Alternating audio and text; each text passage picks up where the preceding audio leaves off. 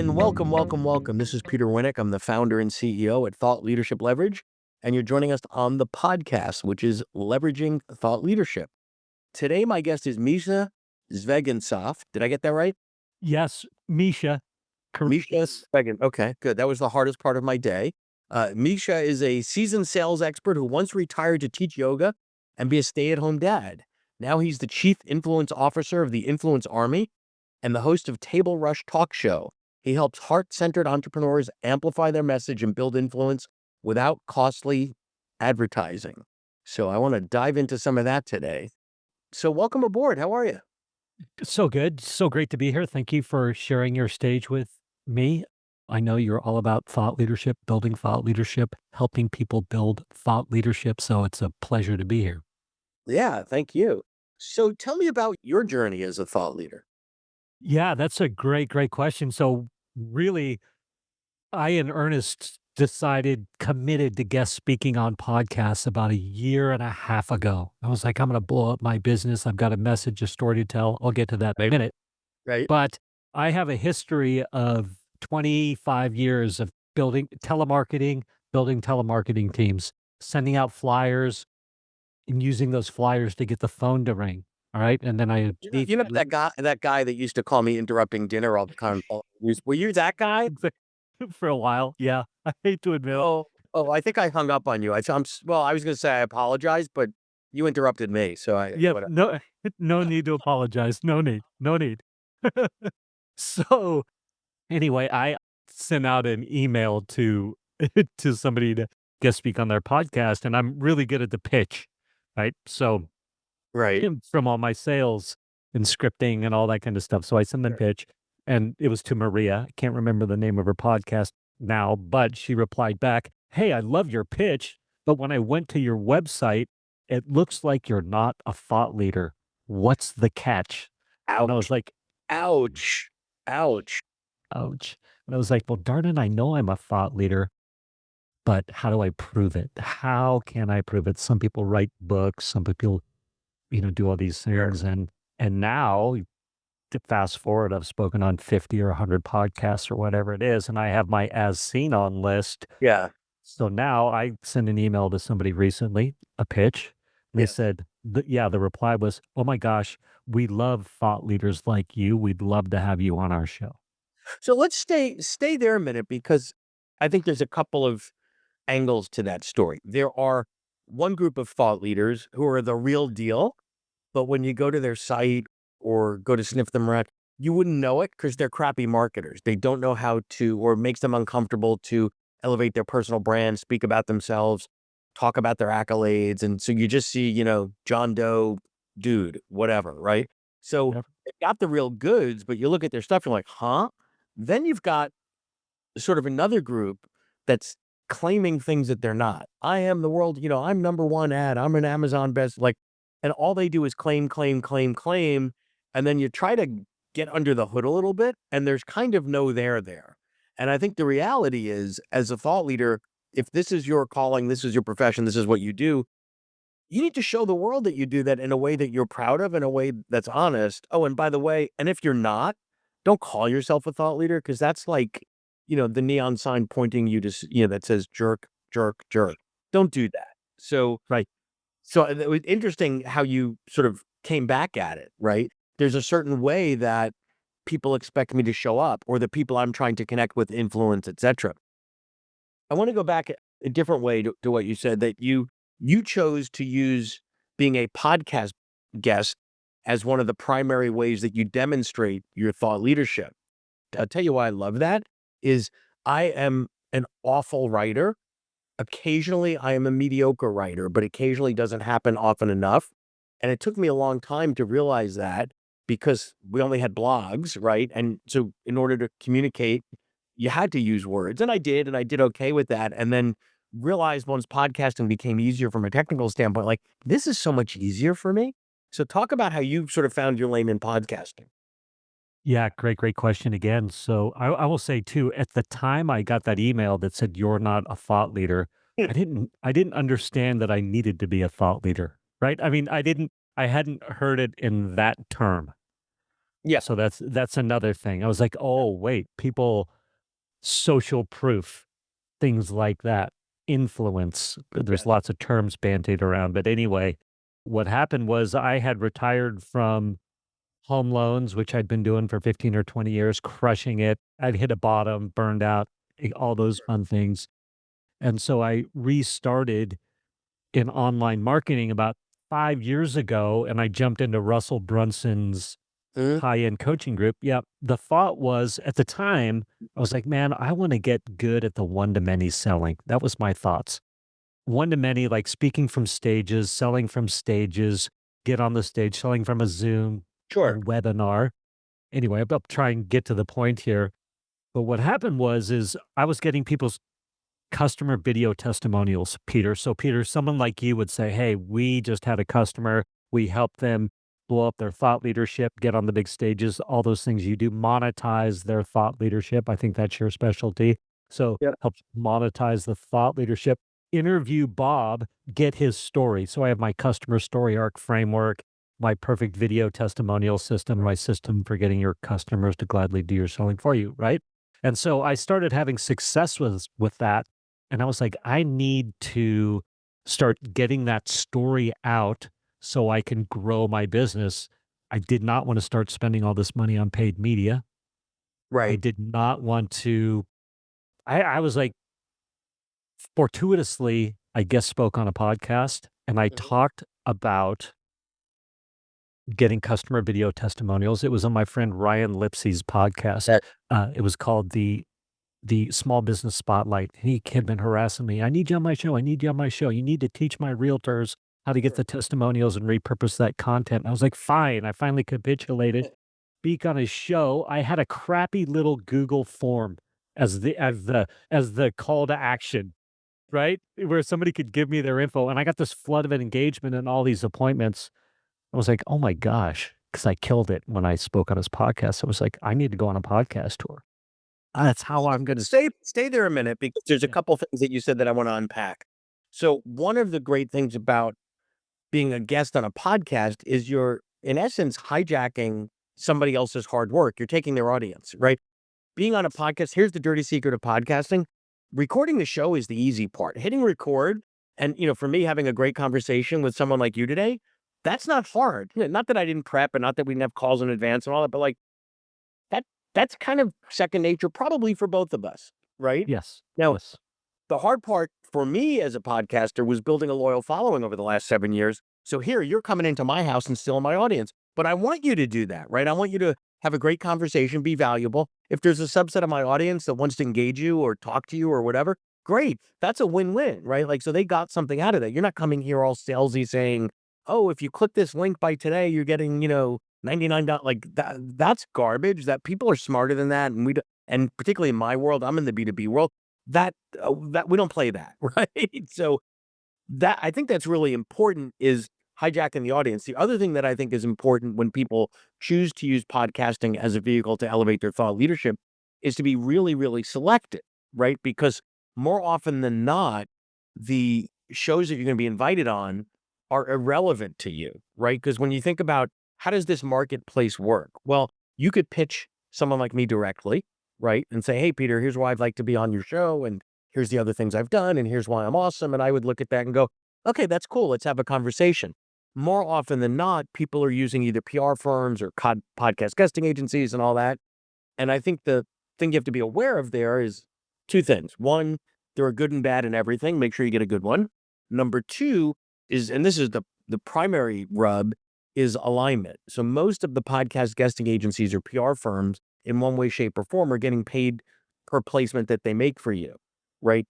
And you don't care about, "Oh, golly gee, I got to do 9 podcasts today." It's I got to do the right ones. And that's the key thing. Less is more. If you're enjoying this episode of Leveraging Thought Leadership, Please make sure to subscribe. If you'd like to help spread the word about our podcast, please leave a 5-star review at ratethispodcast.com/LTL and share it with your friends. We're available on Apple Podcasts and on all major listening apps, as well as at thoughtleadershipleverage.com/podcast. podcast. I think that's a great point. And I will tell you the other thing. I've had my podcast, The Table Rush Talk Show, for 4 years now. I've interviewed hundreds of people like you have. I've had guest booking agencies, PR agencies book guests on my show. There's a consistent theme that I see from people who are using agencies to get them booked. Yeah. They're wasting the opportunity. They jump on a podcast like yours or mine, and all they're thinking about is the call to action. Like at the end, you're going to go, "Hey, Misha, where can my people find you?" I'm going to say, "Go to guestingguide.com, get my free download to go on and execute a profitable podcast guest Nice, speaking nice tour." self plug, by the way. Hey, thank you very much. Self plug, very great. See, I'm good. Unnoticed. Did not go unnoticed. Did not go unnoticed. Yeah. But let me expand on what you're saying though, and Yeah. and sort of flip that a little bit. Yeah. I look at it and say, if somebody's making an investment of their time, their energy, their money, whatever the case may be, in hiring a professional, hiring an agency to get them on podcast, well, what does that mean? They have a desired outcome that they're hoping for that, and it's probably not number of new listeners they got for the podcast host, right? Yeah. They have objective. They want to get in front of this audience to, raise their awareness, their brand, or sell stuff, or somewhere in between. Yeah. Here's what I see, and we've got over 600 episodes in the can, and it is somewhere between shocking and appalling to me how awful sort of the guest etiquette is, for lack of a better term. And what do I mean by that? People don't come on here and burp, like, well, we've had that, but often not. But we make it really easy for a guest. Look, we do a screening call. I only want to have high quality guests. We do the show. This is the easy part. And then after, we'll say to you, hey, this will get published in 6 weeks or whatever the time frame is from the time that we're talking. And a week or two before that, I'm going to send you, or my team's going to send you a bunch of stuff that we want you to use to share the launch of your episode, right? So we'll send you stuff to put on X and LinkedIn and some visuals and that costs me time and money. And I give that to you. Right? I don't charge you for any of that. Say, do me a favor. We're going to promote the heck out of it because that's what we do. We'd ask you to do the same. The compliance rate on that is like, I forgot what the latest data is for ours, is somewhere between 20 and 30%. It's like shocking to me. Absolutely shocking. Yeah, absolutely. What's unfortunate about that too is you as the host take the time and effort to produce that content, give it to me. Yes. A, you're sharing your stage, which is very generous. B, you're giving me this content that's now pre-made. If I take a moment, a tiny moment, and share that content and put it to my email list and all these things, there's a much better chance that we have an opportunity to work together again in the future. And honestly, that's what I'm trying to do. There's so many benefits. One, obviously, is again the call to action, and people got to see me on here. So now I have another card to put into my thought leadership. Check that box.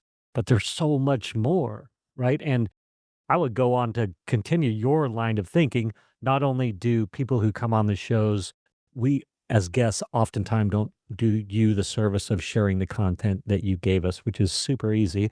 My guess is most people that are getting on your shows have a team that could do it for them Yeah. anyway, right? Yeah. So take the moment to make sure that that happens. And then so many times as we interview supposed professionals, I'm sure you see this all the time. I've got my mic, so I sound good. I know that I look Right. good enough. You might not appreciate my background, but at least it's a background other than my bed and the bathroom door open or whatever. Huh. Because I know we, as being a courteous guest, Sure. we need to show up properly as well. Yeah. Yeah, I think that's sort of the basics though, but I think the big piece is is that post-show promotion that Okay. be kind of nuts. That's the big piece. We've had on occasion guests that, it's like 5 minutes before the show and it's been booked in advance and we've confirmed it 3 times, digitally and all that. Like, "Hey, I'm gonna be in the back of an Uber. Is that cool?" Like, no, it's not cool. Like, absolutely, like, it's not. Like, I don't wanna hear, "Can you fix it in post?" Yeah, whatever, but if you're so blasé about it, it's disrespectful. It's like I invite you over to my house for dinner, right? You're like, I was gonna take a shower and get dressed, but here I am in my robe. Is that cool? Well, I'm probably not gonna tell you it's not, but it ain't cool. It's just not.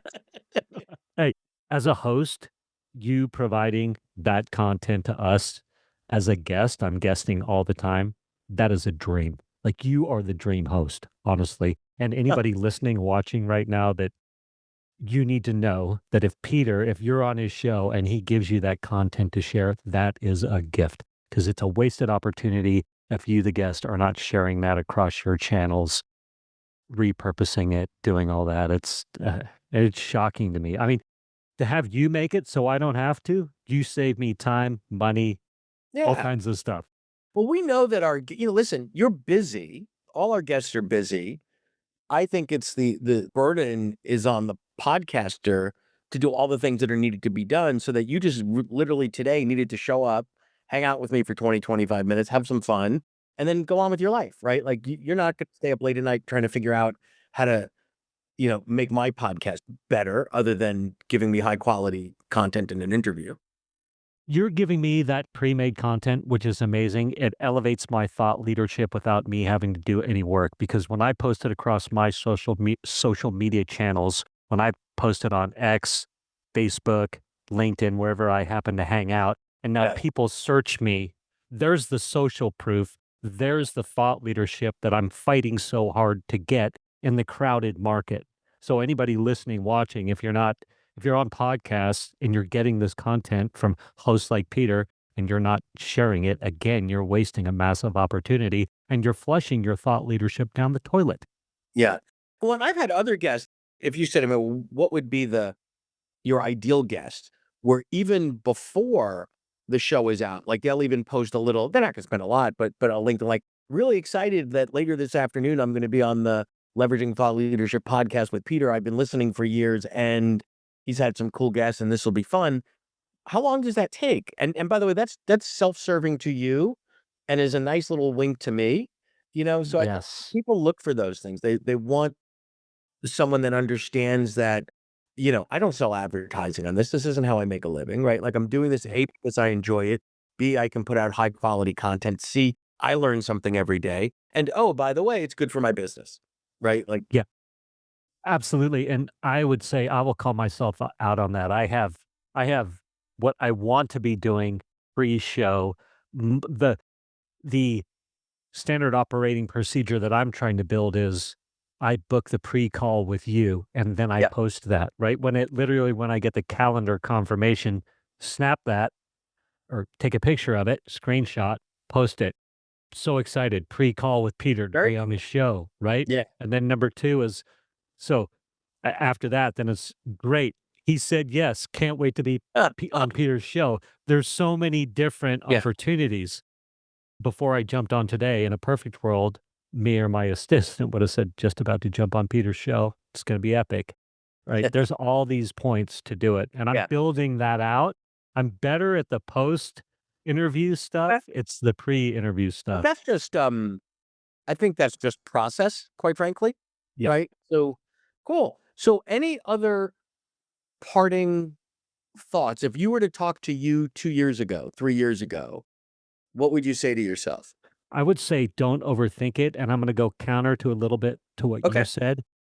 If I or someone on my team, my assistant, my admin, someone on my team, I would be looking for volume to guest speak on podcasts. I would be looking for volume, and I would say don't overthink it, and I would say make the pitches as simple as possible. So I What do you mean by overthought volume? Number of podcasts? number of podcasts for sure. More visibility, more opportunities to prove thought leadership, but more opportunities. It's the idea of you're just one interview away. You never know who you talk to. So you don't think it matters as much the who? Because I can tell you I'm a guest a lot as well, and I probably turn down 3/4 of the shows I'm invited to, not because it might not be fun, but I look at it and go, "That's not an audience that matters to me," quite selfishly, right? And occasionally I might do one thing because I'm curious or whatever, but I'm like, "Okay, who's listening to this show, and how does that line up to my business's goals and objectives?" And if it doesn't, it's really easy for me to say no. I, yeah. So I tend to prejudge a little too harshly on the shows. I literally was on a show yesterday and I would have not thought it was a perfect fit. And I said, okay.